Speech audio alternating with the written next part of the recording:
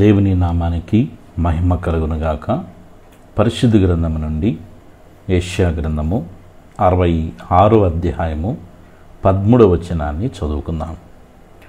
ఒకని తల్లి వానిని ఆదరించున్నట్లు నేను మిమ్మును ఆదరించెదను, యెరూషలేములోనే మీరు ఆదరింపబడెదరు.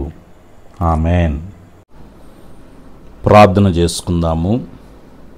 తండ్రి, మీ ప్రియకుమారుడు మా రక్షకుడైన యేసుక్రీస్తు నామ ఘనతలో, పరిశుద్ధాత్మ దేవుని యొక్క ప్రేరణ నడిపింపులో ఈ రాత్రికాల సమయంలో ఆత్మీయ కుటుంబ సభ్యులందరితో కలిసి ప్రార్థించుకునే కృపను, భాగ్యాన్ని, ధన్యతను మీరు మాకు అనుగ్రహించినందుకు స్తోత్రములు. ఈ దినమంతి కూడా మీ సన్నిధి మాకు తోడుగా ఉంచి మీ కృపాక్షేమములు మమ్మల్ని వెంబడించుటకు మీరు చూపిన కృపకై మనసారా మేము స్తుతిస్తూ ఉన్నాం.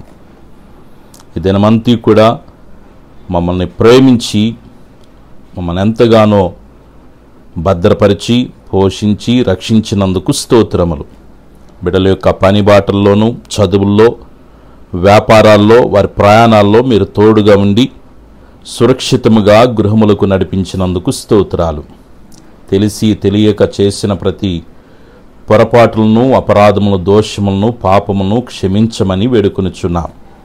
మీ రక్తముతో మమ్మల్ని శుద్ధీకరించి మీ కృపచేతనైనా మమ్మల్ని బలపరిచి నడిపించమని వేడుకొనుచున్నాను. ఈ దినమున ఏ పనులైతే జరగకుండా పెండింగ్ పడ్డాయో అయ్యా, మీ సన్నిధిలో మీ కార్యము కొరకై కనిపెట్టి ప్రార్థిస్తూ ఉన్నాం. బిడల పక్షాన పెండింగ్గా ఉన్నటువంటి వర్కులన్నిటిని కూడా ప్రభువా మీరు సక్రంగా జరిగించమని వేడుకొనుచున్నాను. ఒకవేళ ఏదన్నానైనా మనశ్శాంతి లేక, సమాధానం లేక, సంతోషం లేక బిడలు ప్రభువా మరి ఇబ్బంది పడుతూ ఉంటే మీ గాయపన అస్సుము చేత బిడలని మీరు స్పర్శించండి, మనశ్శాంతిని దయచేయండి, సమాధానం దయచేయండి. కుటుంబాల్లో ఉన్నటువంటి కలహాలను మీరు తొలగించండి ప్రభువా. భార్యాభర్తల మధ్య, కుటుంబ సభ్యుల మధ్య, కుటుంబంలో ఎంతమంది నివసిస్తున్నారు అందరూ ఒకరి ముఖాలు ఒకరు చూసుకోగలిగినటువంటి సమాధానాన్ని మీరు విస్తరింపచేయమని వేడుకొనుచున్నాను. కుటుంబ సమస్యలన్నిటి నుంచి నీ బిడలకి విడుదల కలుగునుగాకని ప్రార్థిస్తున్నాను. ఏ పరిస్థితులు అయితే బిడల్ని భయపెడుతూ ఉన్నాయో అయ్యా, బిడల్ని ప్రభువా టెన్షన్ గురి చేస్తూ ఉన్నాయో, ఆరోగ్య విషయాల్లో బిడలు ఎదుర్కొన్నటువంటి సమస్యల కొరకై మీ సన్నిధిలో ప్రార్థన చేస్తున్నాను. యేసుక్రీస్తు నామములో బిడలను ఇబ్బంది పెడుతున్న ప్రతి పరిస్థితి నుంచి విడుదల కలుగునుగాకని ప్రార్థన చేస్తున్నాను. తండ్రి, మీ గాయపన హస్తం చేత బిడల మీద తాకండి, ముట్టండి, మంచి ఆరోగ్యాలు ప్రసాదించండి. నా యేసయ్య నాకు తోడుగా ఉన్నాడనే ఒక నిశ్చయితను బిడ్డలకి మీరు కలుగ చేయమని వేడుకొనుచున్నాను. ఆత్మీయంగా బలహీనంగా ఉన్న బిడ్డలను మీరు బలపరచండి.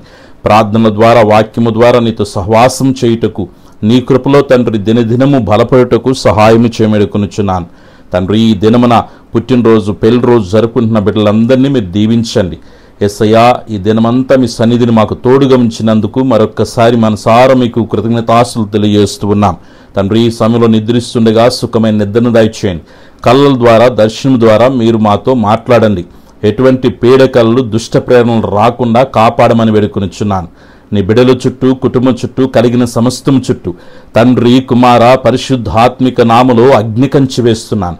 ఏ శోధన ఏ రూపంలో రాకుండా నలుదిక్కుల నుంచి నీ బిడ్డలకి నెమ్మది విస్తరించునుగాక. ఆరోగ్యకరమైన మీ కృప కాపుదల నిరంతరం బిడ్డలకి తోడుగా ఉండునుగాక. మీ సన్నిధికి మమ్మల్ని అప్పగించుకుంటూ యేసయ్యా వేకున లేచి మిమ్మల్ని గణపరిచేంత వరకు అయ్యా మీ దూతల కాపుదలకి మమ్మల్ని సమర్పించుకుంటూ సర్వశక్తిని యేసయ్య నామములో ప్రార్థించి స్తుతించి వేడుకొనుచున్నాను తండ్రి. ఆమెన్. మన పరమ తండ్రి అయిన దేవుని ప్రేమ, ప్రభువును రక్షకుని యేసుక్రీస్తు యొక్క కృప, పరిశుద్ధాత్మని యొక్క అన్య సహవాసం ఇది మొదలుకొని నిరంతరం దైవ ప్రసన్నత మనందరికీ తోడుగా ఉండి నడిపించునుగాక. ఆమెన్.